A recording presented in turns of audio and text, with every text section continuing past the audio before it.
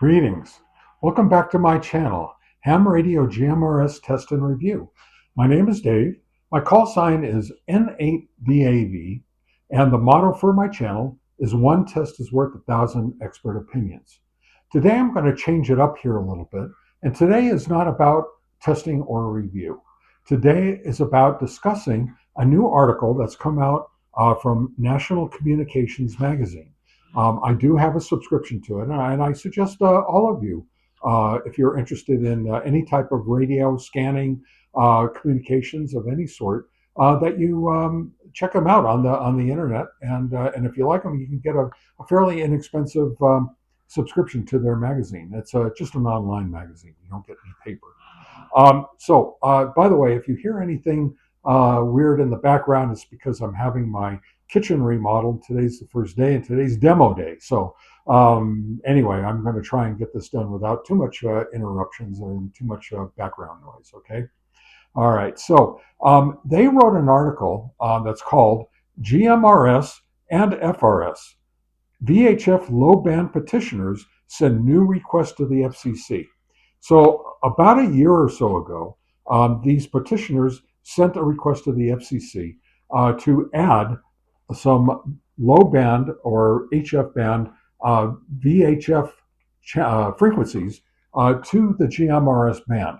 These frequencies are in the 46 to 49 megahertz range, and they are the frequencies that were once used by wireless telephones and baby monitors and some other things, and have been abandoned pretty much and are not in use anymore.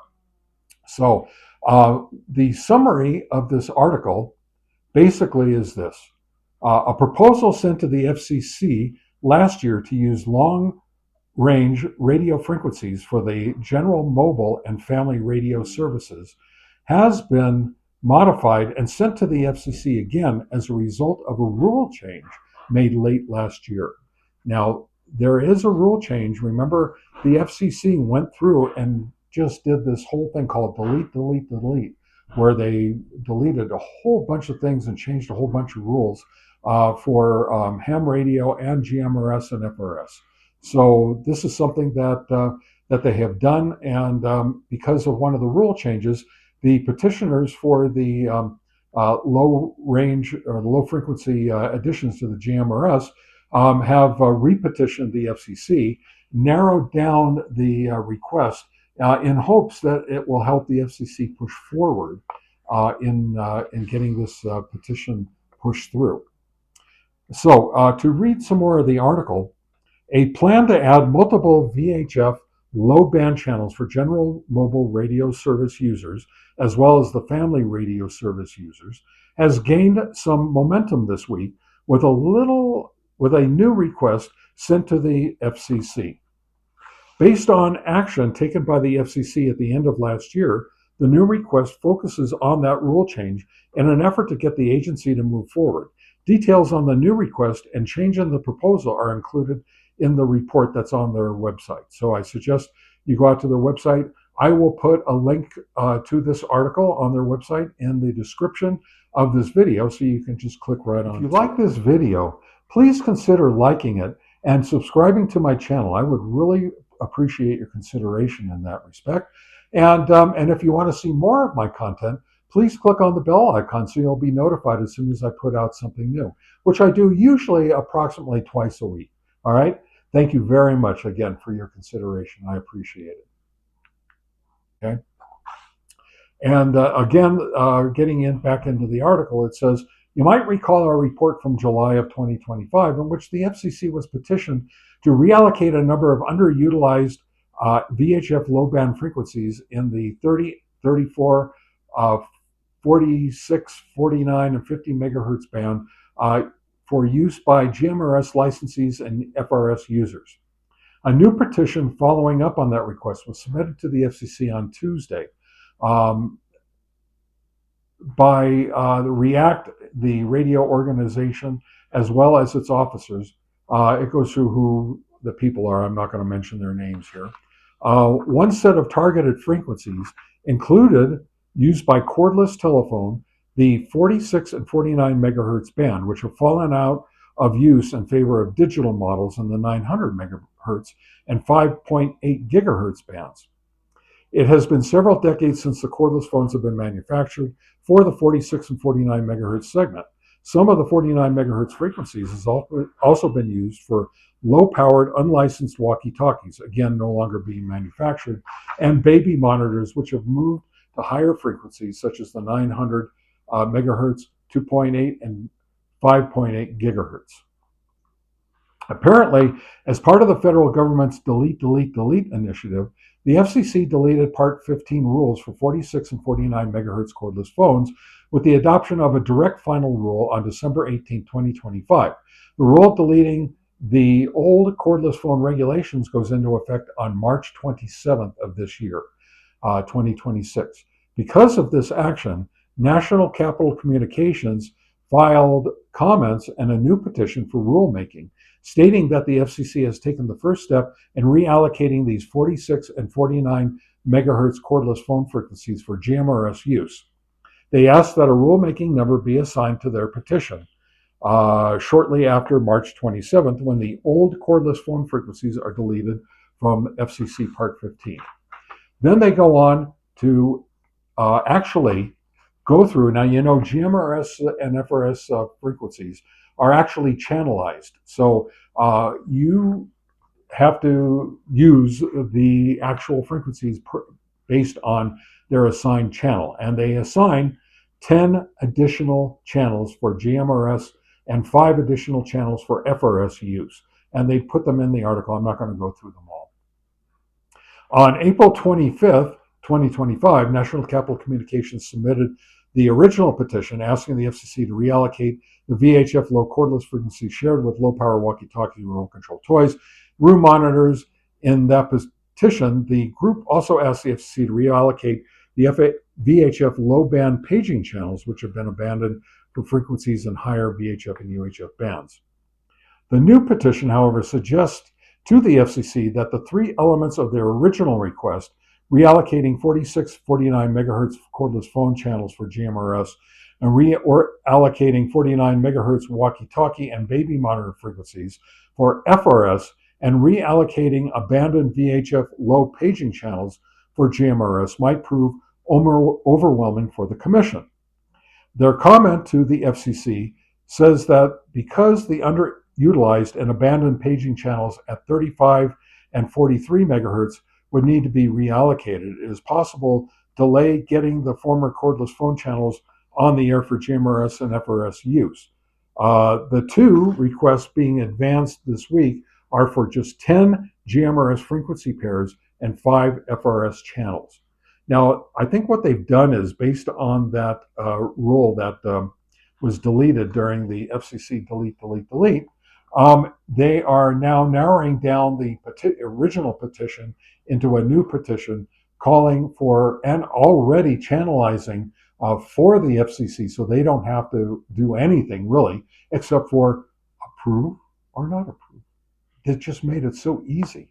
And I think this is very, very important to note that whoever these people are, and I don't know who they are, and I don't really want to name their names because I don't have their permission, to actually make it so easy for the FCC. They don't really have to do much of anything. All they have to do is just approve this or not approve it and go through the process. And I think that was brilliant on their part. Excuse the pun. So they're going to make it so easy for the FCC to say, yep, you can do this, that maybe we can get these 10 extra GMRS channels and 5 FRS channels passed through fairly quickly and easily. So at the end of this, I'm going to go through and just give you my opinion and let you know how I feel about all of this. The petition, and it continue on here, the petition continues stating that there's an urgent need for public use for these VHF low frequencies for life-saving emergency communications. Brilliant, absolutely brilliant. In support of this argument, the organization attached to their petition engineering reports showing that signals on frequencies proposed for VHF, low GMRS, and FRS would reach farther than unlicensed multi-use radio service, which is MURS, channels at 154 megahertz, and UHF, GMRS, FRS frequencies at 462/467 megahertz. The petition states that having radios on VHF low would have enabled citizens to more easily contact government authorities and search and rescue teams during recent disasters because of the added range at 46 and 49 megahertz.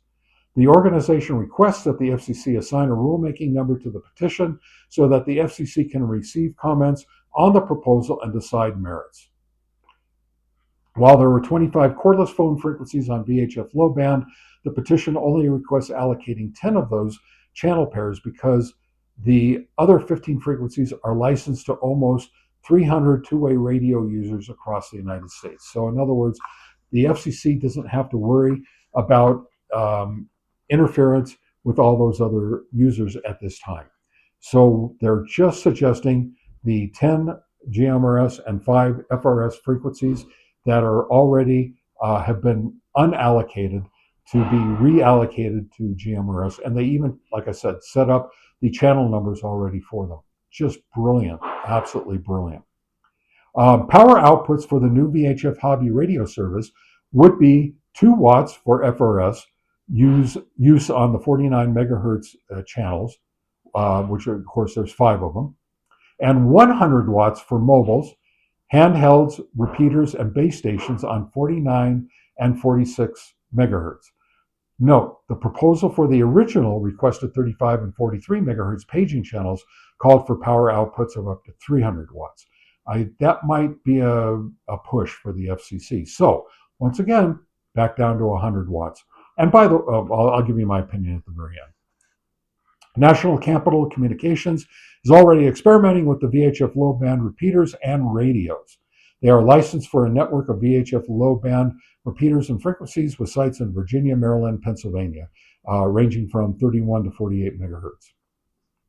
All right, so the petition submitted this week also included actual proposed rule changes suggested to the FCC, showing them incorporated into the FCC Part 95, Subpart B for FRS and Subpart E for GMRS. It should be noted that the 5 proposed FRS channels would be shared with the 5 of the proposed GMRS frequencies, much like the services share at 462 and 467 megahertz in the GMRS frequencies.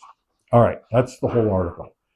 Let me give you my opinion on all of this. First of all, I'm in complete and total approval of this.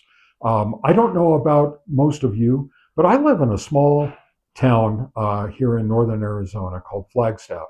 And we have about 75,000 people in our town.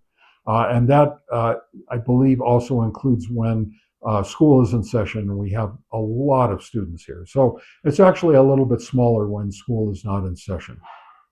Here is the thing. Our GMRS channels, the simplex channels, are used. I cannot scan at all without running into complete and total use of every single channel, simplex channel on GMRS. We only have 3 repeaters set up here in this town. But as far as simplex channels are concerned, many businesses use them, and many families use them. I mean, it's just total chaos sometimes on the GMRS frequencies, and they do sometimes interfere with each other. So when I try to do my testing on GMRS, I have to find a clear channel sometimes. I try to use channel 16, but sometimes that channel is just taking up so much. So sometimes I have to change a channel, 1 or 2 channels down to try and get away from the repeaters and try and get away from all the busy channels at that time. Anyway, so here's how I feel about this. I believe that the wattage requirements change for the lower frequencies up to 100 watts is terrific. I believe that the power requirements, maximum requirements for GMRS are inadequate. 50 watts on a mobile, just barely adequate. I believe 100 watts is terrific. I use 100 watts, especially on VHF and down in the 6 meter band, which is in the same general vicinity as the 43 to 49 megahertz bands. And 100 watts is very sufficient. So I believe that all of you who are GMRS aficionados and love the GMRS bands will also love the fact that there's going to be a 100-watt maximum allowed on these channels if it gets approved. Also, too, I think you're going to find that some of these HTs that don't transmit on 43 and 49 megahertz will be redesigned to be able to transmit on 43 and 49 megahertz. At least I hope they'll be able to, and I hope that there will be clean transmissions. If not, then they might have to develop a new HT that is capable of transmitting on those frequencies. But again, once again, I believe this is a terrific idea. I'm all for it, and I approve it. Now, about a year ago, when this all came to fruition, the ham radio community got way behind this, as well as GMRS.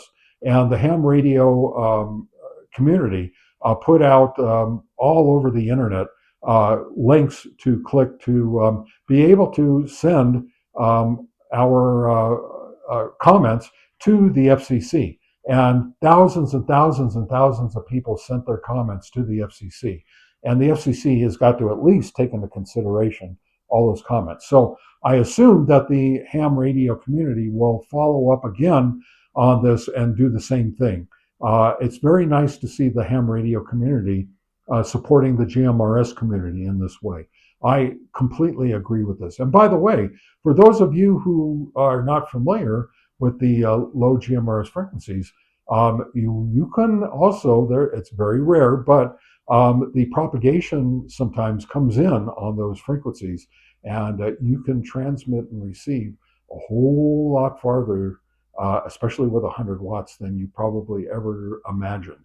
Maybe around your state, around the United States, or maybe in other countries. That's going to be very possible on those bands, I believe anyway. So here is, that's my opinion, and I think that we should all get together and all support the GMRS community, whether you're in the ham radio community or the GMRS community. We should all support this, and when we, and I'll let you know if I find a link out on the internet, so you can then click on it and support and give your comments to the FCC, and maybe we can get them to approve this proposal. All right. So again, let's all get behind this, and let's all support the GMRS community, and let's all get this done, because I believe that these channels will be very beneficial to the GMRS community, especially if they can get some repeaters